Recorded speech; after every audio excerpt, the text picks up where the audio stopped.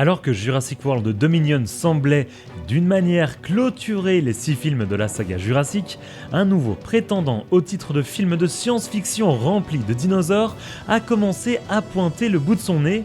Il s'agit de 65, La Terre d'avant. Le film est-il une réussite à absolument aller voir au cinéma, ou est-il un énième film intégrant des bestioles disparues pour attirer les fans de Jurassic Park de la première heure? C'est ce que je vais tenter de vous expliquer dans cette vidéo qui sera divisée en 2 parties, une première sans spoiler et une seconde avec spoiler. Et avant toute chose, sachez qu'il ne s'agit ici que de mon avis, les goûts et les couleurs ça ne se discute pas, et je ne peux du coup que vous conseiller de découvrir le film de votre côté et de vous faire simplement votre avis. Tout d'abord, refaisons un rapide tour du synopsis du film.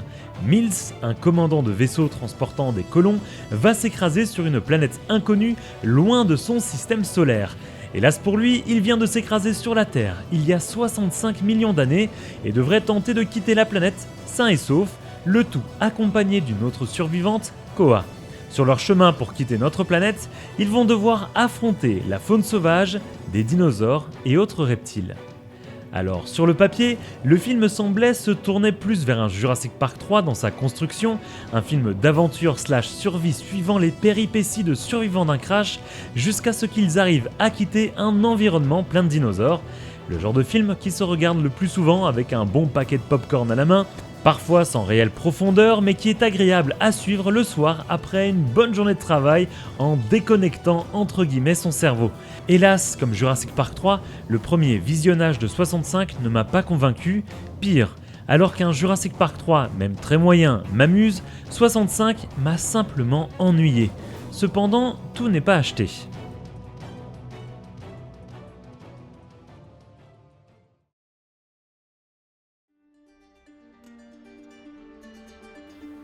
Dans les points positifs, sachez que globalement le film est plutôt bien réalisé avec des plans et des séquences plutôt bien travaillés.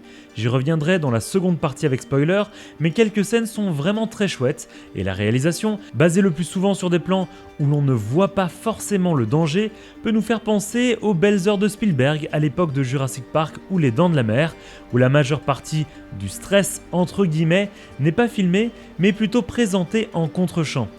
Qui plus est, on aura même le droit à 1 ou 2 jumpscares bien trouvés donnant une ambiance générale orientée sur le film d'horreur. En parlant d'ambiance, j'ai beaucoup aimé celle du film, grâce au décor naturel dans lequel nos survivants évoluent. L'autre bon point pour moi est le jeu de Adam Driver. Alors je ne suis pas particulièrement fan de l'acteur, mais on sent qu'il a tenté de faire ressortir quelque chose dans son jeu et globalement, pour moi, ça marche. En tout cas, face à l'actrice qui joue Koa, parce que là, de son côté, j'ai beaucoup moins aimé. Ce n'est clairement pas le rôle de la vie d'Adam Driver, soyons clairs là-dessus, mais pour moi, il fait le job. Et concernant les autres éléments positifs, en fait, il n'y en a pas d'autres. Car oui, en dehors de la réalisation, l'ambiance et le jeu de l'acteur principal, globalement pour moi, encore une fois, le reste n'est vraiment pas à la hauteur. Le gros problème du film réside en 3 points selon moi.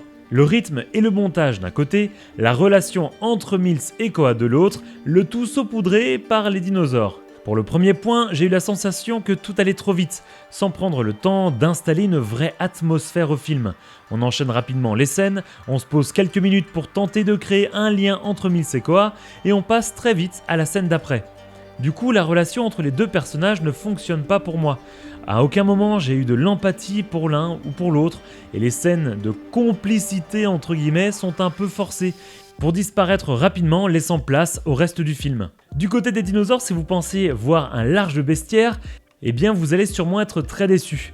On a quasiment vu toutes les espèces dans le trailer, et on est plutôt face à des monstres, voire des aliens, plutôt qu'à de vrais dinosaures.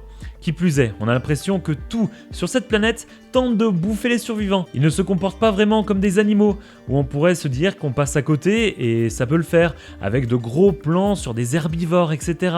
Non, ici, les dinosaures, c'est des monstres, c'est des méchants, point. C'est dommage car on avait l'occasion de découvrir un vrai environnement et une vraie biodiversité cohérente avec les dernières découvertes paléontologiques. Qu'on soit clair, les dinos de Jurassic Park et Jurassic World ne sont pas exempts de tout défaut, mais ils correspondent au lore du film. Il s'agit simplement de dinosaures clonés avec d'autres espèces animales pour les faire revivre. C'est du coup normal qu'ils ne ressemblent pas aux dinosaures ayant foulé notre planète. Mais ici, dans la théorie, on est sur Terre avec de vrais dinosaures. C'était l'occasion de créer une franchise un peu plus réaliste pour les fans de ces bestioles, chose dont on est réellement passé à côté. Je vais maintenant passer à la partie avec spoiler pour vous reparler du rythme du film, de certaines scènes mais aussi des dinosaures. Donc si vous voulez garder la surprise du film, n'hésitez pas à me retrouver dans la partie conclusion de la vidéo. Un marqueur apparaît dans la timeline de cette vidéo. En conclusion, vous ne pouvez pas le louper ou bien découvrir une autre vidéo qui va s'afficher en haut à droite. Avant d'aller plus loin, si vous aimez cette vidéo, n'hésitez pas à la liker, la commenter, la partager sur vos réseaux sociaux. Et si vous ne voulez louper aucune de mes prochaines vidéos, n'hésitez pas à vous abonner et à activer la cloche. Et à côté de ça, si vous voulez donner un petit coup de pouce à cette chaîne, vous pouvez devenir membre soutien en cliquant sur l'onglet rejoindre sous cette vidéo. D'ailleurs, merci à tous les membres soutiens de cette chaîne. Ou bien vous pouvez aller faire un petit tour du côté de la boutique officielle Jurassic Smash et acheter pourquoi pas un t-shirt ou un pull. En tout cas, merci à toutes les personnes qui soutiennent cette chaîne en vous abonnant, en commentant ou bien en devenant membre soutien. Ça aide vraiment la chaîne à se développer.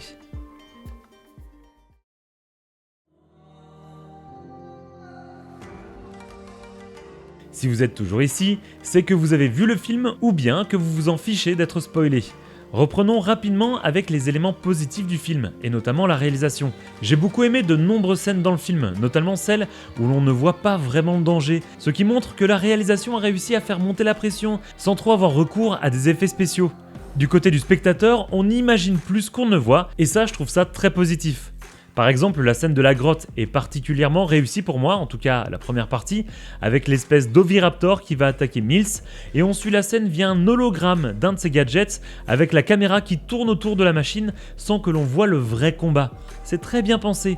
Ou encore l'attaque d'un petit raptor qui vous fera sûrement sursauter. Globalement, la réalisation est très correcte. Mais le tout est vraiment gâché selon moi par un rythme saccadé, des dinosaures pas crédibles et par un scénario complètement absent, comme je vous le disais précédemment. Du côté du rythme, j'aurais supprimé toute l'intro du film qui nous montre la fille malade de Mills et leur relation sur la plage. Cela ne sert presque qu'à spoiler sa mort dès le début et nous enlève une potentielle surprise de découvrir ce personnage au fil du film. Côté rythme également, je n'ai pas aimé cet enchaînement non-stop de scènes drôles, puis de scènes d'action, puis de scènes touchantes, puis encore de scènes drôles, etc. etc. J'ai eu l'impression qu'on essayait de faire un film fourre-tout sans vraiment se décider. Du coup, le film navigue entre les genres sans vraiment se poser. Parfois c'est un petit peu de l'horreur, parfois c'est un petit peu de l'action, parfois c'est un petit peu drôle. Mais voilà, ça s'essouffle très vite. Le tout en résulte une relation qui ne marche pas du tout entre Mills et Koa, aucun sentiment ne semble se dégager de leur relation, et à aucun moment j'ai eu peur de perdre les personnages. Enfin, parlons un petit peu des dinosaures, ou plutôt des monstres. Car même si l'on peut voir des raptors, des reptiles volants et des sortes de T-Rex, qui peuvent être plutôt cohérents en termes de dinosaures, le reste semble être plutôt des aliens plus que des dinosaures.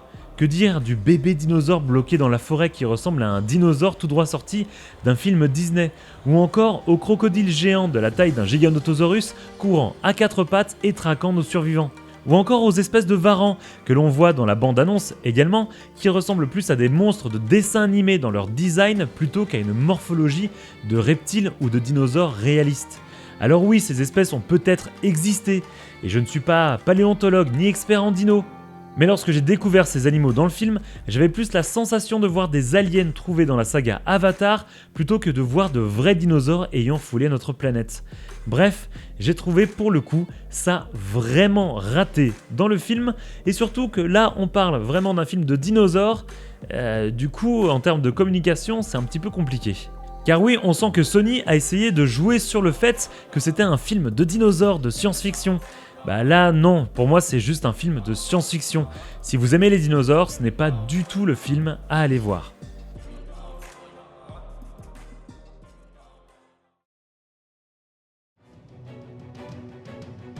Globalement, même si le film regorge de très bonnes idées par moments, le tout est gâché selon moi par un rythme saccadé, des dinosaures pas crédibles et un scénario complètement absent dont le final se fait sentir à 1 heure de la fin du film, et pour un film d'à peine 1h30, c'est vraiment dommage.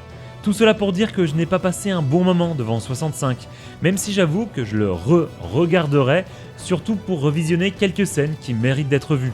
En fait, en quittant la salle de cinéma, je suis resté là en mode « ouais ».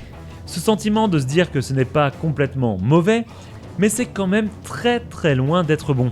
Si vous aimez les films de survie très orientés science-fiction, vous pourrez peut-être y trouver un peu votre compte. Mais moi, qui suis assez bon public pour cela, le film ne m'a pas du tout convaincu. Voilà, vous savez maintenant mon avis sur le film 65 La Terre d'avant. Merci à tous d'avoir regardé cette vidéo et nous on se retrouve très prochainement pour d'autres vidéos sur la chaîne. Salut à tous.